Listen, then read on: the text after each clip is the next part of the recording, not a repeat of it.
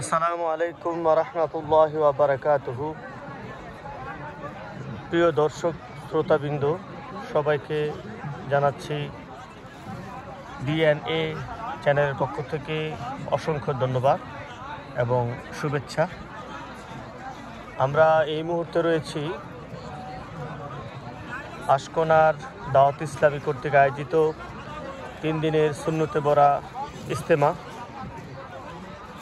এই মুহূর্তে এখানে একটা জিনিস দেখছি, সেটা হলো প্র্যাকটিক্যাল নামাজ শিক্ষা।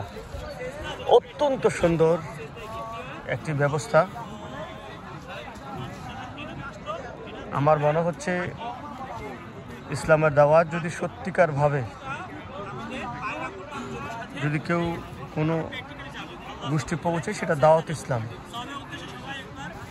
আপনারা দেখেন কিভাবে এখানে সুন্দর করে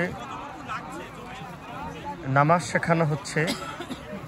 নামাজের মধ্যে কী কী সুন্নত রয়েছে, কী কী ওয়াজিব রয়েছে, হাত কিভাবে রাখতে হবে, পা কিভাবে রাখতে হবে, সেজদার সময় পা কোথায় কী অবস্থায় থাকবে, রুকুতে পা কোথায় কী অবস্থায় থাকবে, কতটুকুন ঝুঁকতে হবে, সবগুলো এখানে শেখাচ্ছে। নামাজের ওয়াজিব, সুন্নাত, মুস্তাহাব সব কিছু শেখানো হচ্ছে। অসংখ্য দলে বিভক্ত হয়ে একজন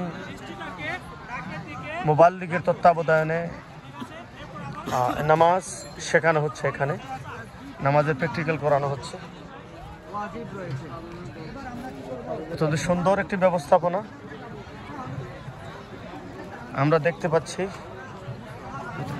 খাবার আয়োজন করা হচ্ছে এখানে। আমাদের রাহাত হোসেন, আমার প্রাণপ্রিয় ফুফা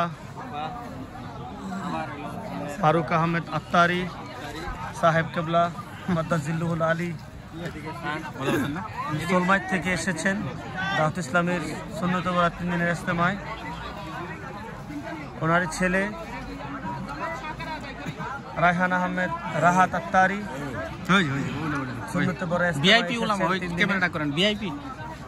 আমি ওনার ভিআইপি ও ওলামাদের যে বেস রয়েছে ওনার গলায়, সেটা দেখতে পাচ্ছি। অসংখ্য গ্রুপে বিভক্ত হয়ে নামাজ শেখানো হচ্ছে আমরা দেখতে পাচ্ছি। যাদের বিশ্রামের প্রয়োজন তারা বিশ্রাম নিচ্ছেন। 3 দিনে বরা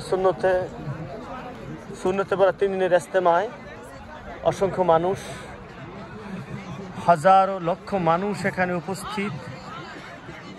কিভাবে সুন্নতি তরিকায় খাবার খেতে হয়, কিভাবে সুন্নতি তরিকায় নামাজ পড়তে হয়, কিভাবে সুন্নতি তরিকায় হাঁটা চলা কথাবার্তা বলতে হয়, অর্থাৎ প্রতিদিনের যত সুন্নতি নিয়মকানুন আছে, জীবনের প্রত্যেকটা পদে পদে প্রত্যেকটা অবস্থায় সুন্নতি যে নিয়মকানুনগুলো রয়েছে সেগুলো শেখানো হয়।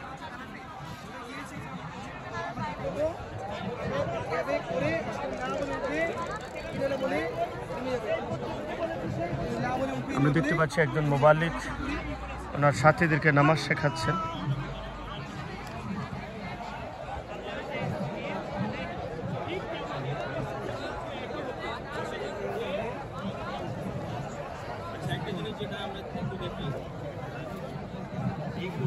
হাতটাই হ্যাঁ জি ঠিক আছে মাশাআল্লাহ জি ভালো।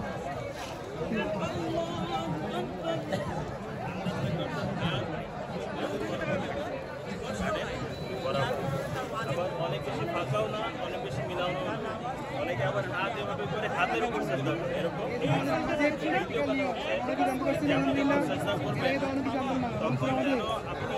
অনেকেই জানতে মাটির যে একটা এটা যাতে কপালটা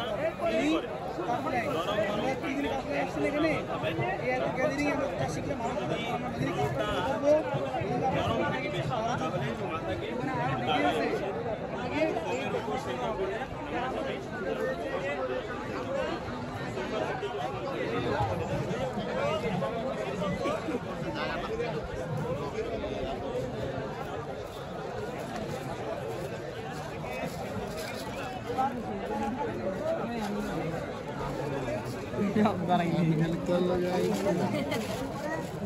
দাঁড়ানো সম্ভব?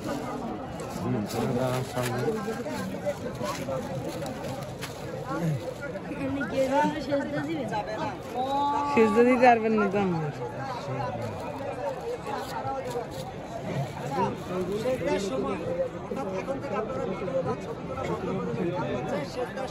আমরা এখন যিনি প্রধান মোবাইল লিখেছেন ওখানে ওনার রিকোয়েস্টে মোবাইল বন্ধ করে দিচ্ছি। ধন্যবাদ সবাইকে।